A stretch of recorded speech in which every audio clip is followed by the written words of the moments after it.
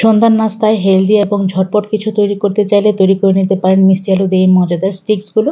আমি এখানে 2টা মিষ্টি আলু আগে থেকে খুব ভালো মতো সেদ্ধ করে নিয়েছি। এবার গরম গরম মিষ্টি আলুগুলোকে একটা ম্যাশারের সাহায্যে খুব ভালো মতো ম্যাশ করে নিয়ে সাথে অ্যাড করেছি 2 টেবিল চামচ পরিমাণ চিনি এবং দিয়ে দিচ্ছি হাফ কাপ পরিমাণ কর্নফ্লাওয়ার। সবগুলো উপকরণ একসাথে খুব ভালো মতো মিক্সড করে নিয়ে সাথে অ্যাড করেছি একটা ডিম এবং দিয়েছিলাম পরিমাণ মতো লবণ।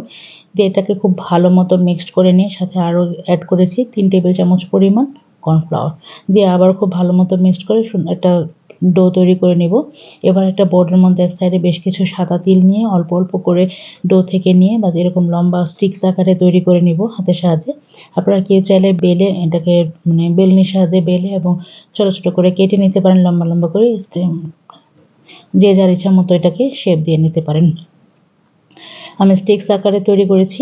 এবার এটাকে গরম তেলে মুচমুচে করে ভেজে তুলে নিলেই তৈরি হয়ে গেল সহজ এবং ঝটপট মজাদার পটেটো স্টিক্স।